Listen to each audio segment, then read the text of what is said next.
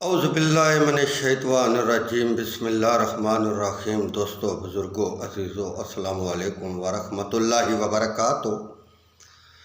کوئی کہتا ہے کہ قبروں پر پھول چڑھانا بدعت ہے، 40واں بدعت ہے، بوسہ میت کا لینا بدعت ہے، جنازے کو روک لینا بدعت ہے، دعا مانگنا جنازے کو روک کر بدعت ہے، نماز جنازہ کے بعد دعا مانگنا بدعت ہے، نہ جانے کیا کیا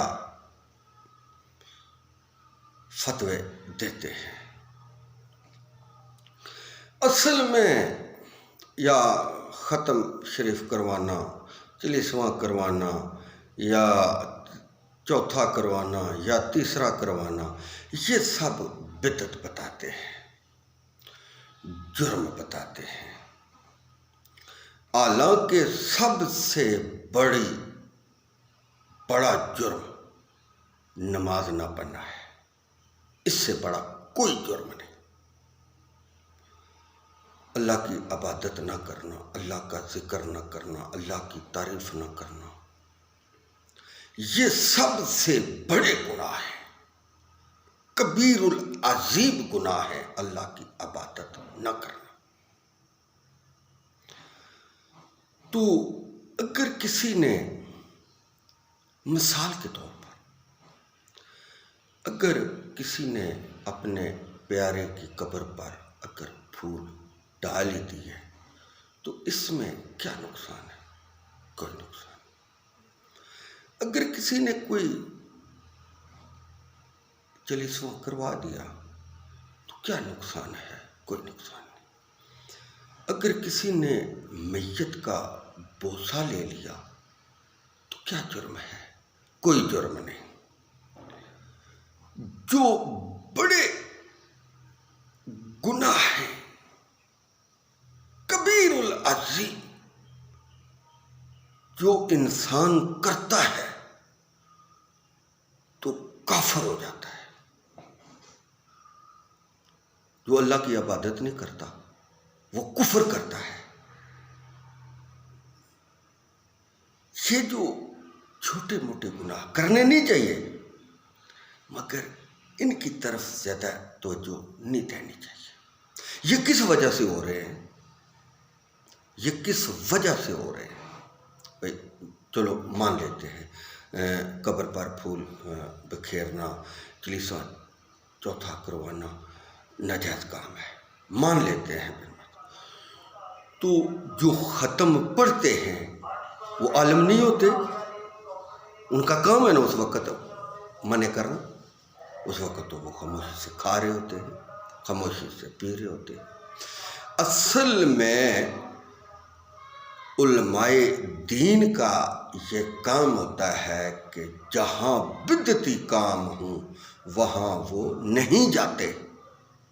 جب ان کو بلایا جاتا ہے تو وہ کہتے ہیں میرے پیارے بھائی، میرے پیارے عزیز، میرے پیارے رشتہ دار، آپ بدعتی کام کر رہے ہیں، لہذا ہم اس میں شریک نہیں ہو سکتے۔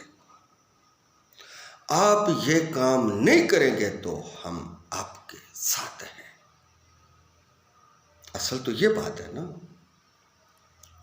چاہے کسی بھی مکتبہ فکر کے علماء ہوں، وہ علماء ہیں، تو سب کے سامنے جب یہ کام شروع ہوتے ہیں اس وقت علماء کو روکنا چاہیے۔ بھائی 40واں ہے تو وہ عالم دین پڑھتے ہیں، مولوی پڑھتے ہیں، مفتی پڑھتے ہیں، کھانا بھی کھاتے ہیں، اس وقت ان کو یہ بات بابر کرانی چاہیے کہ عزیز یہ بدعتی کام ہے، یہ آپ کریں گے تو ہم آپ کے گھر تشریف نہیں لائیں گے۔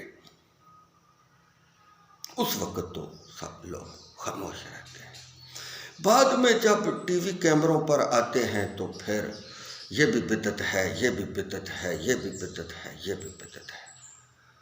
اصل میں تو جس لئے کوئی بدعت کا کام شروع ہو تو اس وقت علماء اکٹھے ہو جائیں اور حکم صادر کریں کہ یہ شریعت میں بالکل منع ہے، ایسا کام آپ نہیں کر سکتے،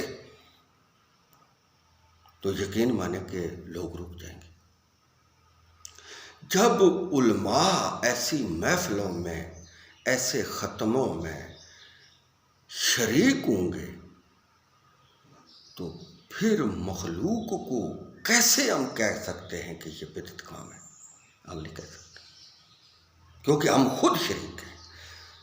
کوئی بھی بدعت ہے اس میں جب علم والے لوگ شریک ہوں گے تو پھر وہ کام جاری رہے گا۔ جب اس میں شریک نہیں ہوں گے تو یہ کام ایک بار ہوگا، 2 بار ہوگا، 3 بار ہوگا، یہ رک جائے گا۔ آپ دیکھیں کہ جو پرانے لوگ ہیں، آج سے 30 سال یا 40 سال پیچھا کے لوگ ہیں، تو پرانے لوگ ہیں، ان سے پوچھیں کہ جب بھی کوئی فوت ہوتا تھا تو ایک میت کی چارپائی ہوتی تھی اور 2 یا 3 یا 1 چارپائی اس پر فروٹ پڑا ہوا ہوتا تھا، وہ بھی ساتھ لوگوں نے اٹھائی ہوتی تھی۔ کیوں؟ یہ اس کا توشہ ہے، آخرت کا توشہ ہے۔ بھائی غریب لوگوں کو دیں گے تو لوگ اس کے حق میں دعا کریں گے۔ ایک میت ہوتا تھا اور 3 یا 4، اگر کوئی بڑا آدمی فوت ہوا تو 2-3 چارپائیوں پر فروٹ پڑا ہوا ہوتا تھا۔ اگر کوئی غریب یا کوئی کم پیسے والا ہے تو 1 چارپائی پر اس کا فروٹ ہوتا تھا۔ یہ بھی تو رسم ختم ہو گئی ہے۔ یہ کس طرح ختم ہوئی؟ لوگوں نے اس چیز کو سمجھا، علماء دین نے سمجھا کہ یہ چیز اچھی نہیں ہے، تو جب اس پر بولنا شروع ہوئے تو یہ چیز ختم ہو گئی۔ بدعت کو جاری بھی علماء کے مشورے سے ہوتی ہے۔ علماء کا مشورہ اس میں نہ ہو تو کوئی پھول نہیں بکھیرتا، کوئی اگربتیاں نہیں جلاتا، کوئی ویسے تو باتیں کرنے سے تو نہیں ہوتا نا، عمل کرنا پڑتا ہے کسی چیز کا۔ یہاں ہم سب کی بات نہیں کر رہے، ان لوگوں کی یا ان علماء کی بات کر رہے ہیں جو ان چیزوں میں ملوث ہوتے ہیں۔ آپ دیکھ لیں کہ جنازہ گاہ میں 10 منٹ 15 منٹ پہلے میت جنازہ لے آتے ہیں اور وہاں تقریر شروع ہو جاتی ہے۔ حالیں وہاں پر تقریر کرنے کا کوئی بنتا ہے؟ نہیں بنتا، اور موت مواقع ہیں تقریر کرنے کی۔ اگر کرنی بھی ہو تو وہاں نماز کا ذکر کیا جائے، آخرت کا ذکر کیا جائے، وہاں اس چیز کو بیان کیا جائے، بھائی یہ جو مرنے کے بعد تم کام کر رہے ہو، بدعت کر رہے ہو، یہ نہیں کرنی چاہیے۔ وہاں کبھی بھی کسی نے کوئی بات کی ہے؟ نہیں کرتے۔ جب کسی نجی محفل میں بیٹھے، ٹی وی پر پروگرام میں بیٹھے، تو وہاں کہتے ہیں جی کہ پھول نشاور کرنا بدعت ہے، چلیسواں کرانا بدعت ہے۔